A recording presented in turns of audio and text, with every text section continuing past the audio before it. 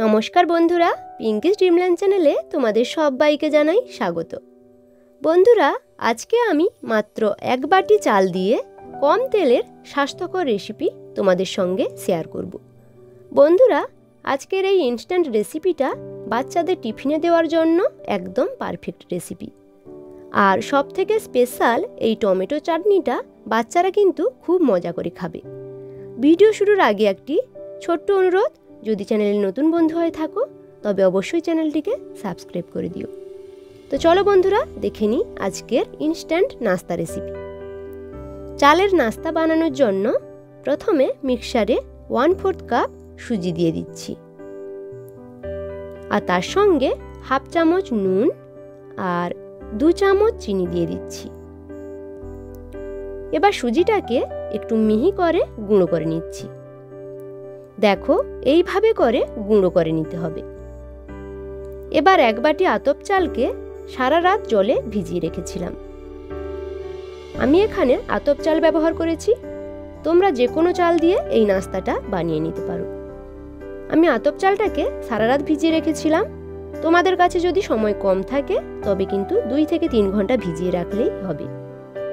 এবার চালটাকে জল থেকে তুলে সরাসরি মিক্সারে দিয়ে দিচ্ছি। এবারেতে পুরো 1 কাপ টক দই দিয়ে দিচ্ছি। আর এই টক দইটা দিলে কিন্তু এই নাস্তাটা খুব ভালো খেতে হবে। দিয়ে মিক্সারে স্মুথভাবে পেস্ট করে নিচ্ছি। দেখো বন্ধুরা, মিশ্রণটা এরকম গাঢ় রাখতে হবে। এবার এটাকে একটা বাটিতে ঢেলে 10 মিনিট রেস্টে রেখে দিব। ততক্ষণে সুজিটাও কিছুটা ফুলে উঠবে। আর ততক্ষণে আমি দক্ষিণ ভারতের একটা স্পেশাল চাটনি বানিয়ে দেখাবো। তার জন্য কড়াইতে 2 চামচ সাদা তেল দিয়ে দিচ্ছি। তেলটা গরম হয়ে এলে দিচ্ছি 1 চামচ চানা ডাল, 2টো শুকনো লঙ্কা, 3 কোয়া রসুন, এরপর দিচ্ছি একটা গোটা পেঁয়াজের কুচি। আর পেঁয়াজের কালারটা কিছুটা চেঞ্জ হয়ে এলে 2টো টমেটোকে কুচি করে দিয়ে দিচ্ছি। এবার কিছুটা জল দিয়ে টমেটোটাকে 2 মিনিট ঢাকনা দিয়ে একটু সেদ্ধ করে নিব। 2 মিনিট পরে দেখো টমেটোটা অনেকটা গলে গেছে। এবার গ্যাসটা অফ করে টমেটোটা নামিয়ে নিতে হবে। আর টমেটোটা কিছুটা ঠান্ডা হওয়ার পরে এটাকে একটা মিক্সারে দিয়ে দিচ্ছি। আর এর সঙ্গে কিছুটা তেঁতুলের পাল্প দিয়ে সুন্দরভাবে পেস্ট করে নিচ্ছি। দেখো বন্ধুরা, টমেটোর পেস্টটা একদম রেডি। এবার এর ওপর দেওয়ার জন্য একটা তড়কা বানিয়ে নিব। তার জন্য শুকনো কড়াইতে 2 চামচ তেল দিয়ে 2টো শুকনো লঙ্কা দিয়ে দিচ্ছি। তারপর কিছুটা কালো সর্ষে আর 1 মুঠো কারি পাতা দিয়ে তড়কাটাকে সঙ্গে সঙ্গে চাটনির ওপর ঢেলে দিতে হবে। দক্ষিণ ভারতের স্পেশাল চাটনি এবার রেডি। বড় বড় রেস্টুরেন্টে কিন্তু এই চাটনি সার্ভ করা হয়। এবার এটাকে এক সাইডে রেখে নাস্তাটাকে রেডি করে নিব। এবার চালের পেস্টটাতে 1 চামচ গ্রেট করা আদা দিয়ে দিচ্ছি, আর কিছুটা কাঁচা লঙ্কা কুচি দিচ্ছি। আর চালের বাটারের জন্য একটা তড়কা বানিয়ে নিব। তার জন্য কড়াইতে কিছুটা তেল দিয়ে তার মধ্যে কিছুটা হিং ফোড়ন দিয়ে দিলাম।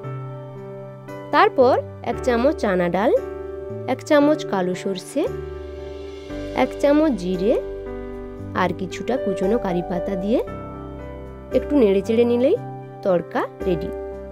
এবার এটাকে সরাসরি চালের বাটারে ঢেলে দিতে হবে। আর এই নাস্তার মধ্যে যেহেতু তড়কাটা সরাসরি ঢেলে দিয়েছি, তাই আর এক্সট্রা কোনো তড়কার প্রয়োজন নেই। এবার এতে 1 প্যাকেট ইনো দিয়ে দিতে হবে। আর ইনোটা অ্যাক্টিভ হওয়ার জন্য কিছুটা জল দিয়ে তারপর চালের বাটারের সঙ্গে ভালো করে মিশিয়ে নিতে হবে। এবার চালের বাটারটা নাস্তা বানানোর জন্য রেডি হয়ে গেছে। এবার নাস্তাটা আমি যে থালায় বানাবো সেটাতে 1 চামচ তেল দিয়ে তেলটাকে থালার চারপাশে কিন্তু খুব ভালো করে লাগিয়ে নিতে হবে। আর যদি থালাতে তেল না দেওয়া হয় তাহলে কিন্তু নাস্তাটা থালা থেকে উঠতে চাইবে না। তাই এই টিপসটা খুবই গুরুত্বপূর্ণ। আর তারপর বাটারটাকে ঢেলে দিতে হবে। এবার বাটারের উপর আমি দেখার সৌন্দর্যের জন্য কিছুটা লঙ্কা গুঁড়ি ছড়িয়ে দিচ্ছি। আর তারপর এটাকে জলের ভাপে বেক করে নিব। তার জন্য কড়াইতে 2 গ্লাস জল দিয়ে তার উপর একটি ঢাকনা দিয়ে 5 মিনিট কড়াইটাকে প্রিহিট করে নিব। আর তারপর নাস্তার থালাটাকে বসিয়ে 10 মিনিট হাই ফ্লেমে বেক করে নিতে হবে। 10 থেকে 12 মিনিটের মধ্যে এই নাস্তাটা কিন্তু রেডি হয়ে যায়, তার থেকে বেশি সময় কিন্তু লাগবে না। 10 মিনিট পরে নাস্তাটা আমার একদম রেডি হয়ে গেছে। এবার থালাটাকে নামিয়ে একটু ঠান্ডা করে নিতে হবে। গরম অবস্থায় এটাকে কাটতে যাবে না, তাহলে নাস্তাটা ভেঙে যেতে পারে। নাস্তাটা কিছুটা ঠান্ডা হওয়ার পরে আমি এটাকে বের করে নিয়েছি। আর আমি কিছু ধনেপাতা দিয়ে নাস্তাটাকে ডেকোরেশন করে দিয়েছি। এবার একটা ছুরি দিয়ে নাস্তাটাকে সুন্দরভাবে কেটে নিচ্ছি। দেখো বন্ধুরা, নাস্তাটা কতটা ফুলে উঠেছে আর খুবই সফট আর জালিদার হয়েছে। বাচ্চাদের টিফিনে যদি তোমরা এই নাস্তাটা বানিয়ে দাও, তবে বাচ্চারা এটা চেটে পুটে খাবে। আমি একটি নাস্তা তোমাদের ভেঙে দেখাচ্ছি। দেখো কতটা সফট হয়েছে আর ভেতরটা কেকের মতো জালিদার হয়েছে। তাই বন্ধুরা, একবার হলেও এই চালের নাস্তাটা তোমরা বানিয়ে খাও। আর কেমন হয় অবশ্যই কমেন্টে জানাতে ভুলো না। আজকের রেসিপি যদি ভালো লেগে থাকে তবে অবশ্যই চ্যানেলটিকে সাবস্ক্রাইব করে দিও। আজকের মতো এখানেই বিদায় নিচ্ছি। দেখা হচ্ছে পরের ভিডিওতে। ততক্ষণ পর্যন্ত সবাই ভালো থেকো, সুস্থ থেকো। ধন্যবাদ।